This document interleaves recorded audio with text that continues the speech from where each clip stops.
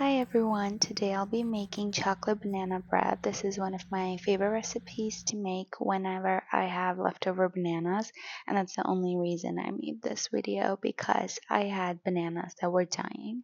So first start with 2 overripe bananas, then mash the bananas using a fork. You could use a whisk as well, but I just think forks make it way easier to make a banana bread, but you could do whatever.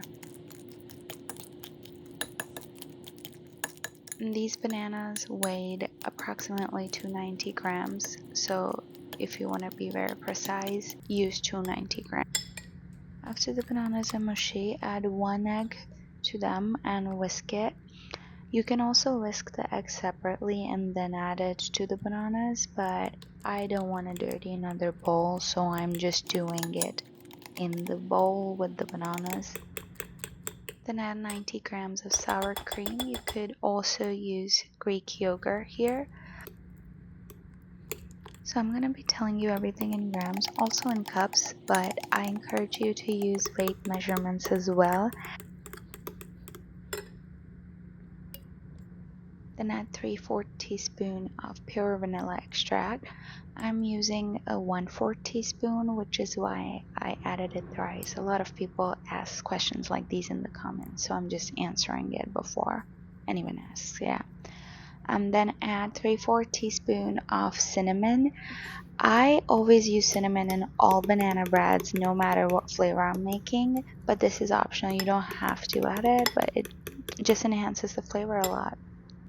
Then add 58 grams of melted butter. Make sure the butter is not super hot.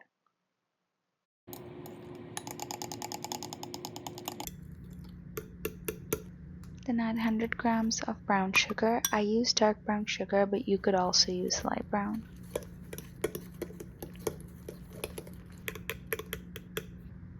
Then add 48 grams of Dutch processed cocoa powder.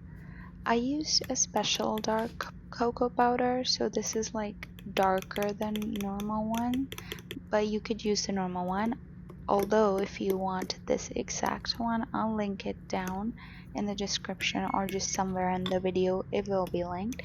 But you can totally use the normal one that you have. Just make sure it's good quality, it makes all the difference. Then add a pinch of kosher salt. I use salted butter, so I just used a pinch, but if you use unsalted butter, use like 1/4 of a teaspoon of salt. Then add 120 grams of all-purpose flour. Mix it with the fork or whisk very gently. You don't want to be aggressive while whisking, and also don't overmix.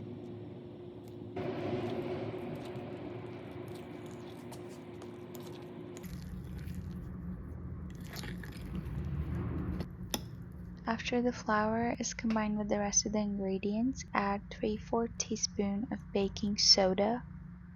Then switch to a silicone spatula and fold the baking soda in. It looks like it was already mixed because I lost the video where I was mixing it in, but yeah, I just use a spatula. And the batter should look like this. If it's chunky, it's fine. And transfer the batter to a lined or greased loaf tin. Make sure you don't overfill the tin because it overflows sometimes. It's happened to me. My tin was way bigger for this batter, so it only filled it halfway, which is why the bread was baked at 45 minutes. I also added some semi-sweet chocolate chips on top. It's optional again, but it just tastes really good. So you want to bake this at 350 for 40 to 50 minutes, and you want to check after 40 minutes first. It took me 45 minutes to bake this bread, but it might take you longer if your batter is filling the tin up way more. After your bread is baked, let it cool at room temperature for 15 to 20 minutes, and after that, slice and dig in. If you make this recipe, make sure to send me pictures on my Instagram. As I'm editing it, this looks really good and I want to make it again.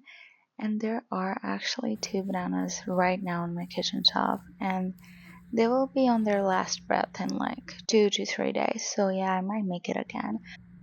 If you liked this video, please hit the like button and also subscribe, and I will see you in the next video. Bye.